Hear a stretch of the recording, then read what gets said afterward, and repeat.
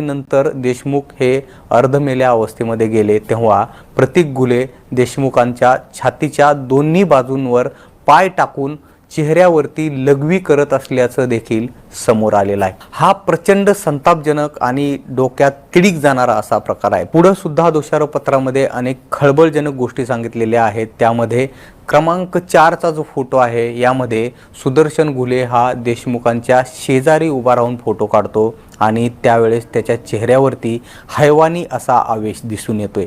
त्यानंतरचा जो 5वा फोटो आहे त्यामध्ये जयराम साठे हा देशमुखांच्या अंगावरचा शर्ट अक्षरशः ओरबाडून काढतो आणि हा शर्ट हातात धरून हसताना तो दिसतोय। यानंतर या दोषारोपपत्रामध्ये सांगण्यात आलेल्यानुसार यामध्ये काही व्हिडिओज सुद्धा आहेत। यामधला क्रमांक 1 चा जो व्हिडिओ आहे या व्हिडिओमध्ये मारेकरी पाईप आणि वायरनं संतोष देशमुखांच्या अंगावरती वार करतायत, लाता बुक्क्यानं त्यांना मारहाण करतायत आणि शिवीगाळ सुद्धा करतायत।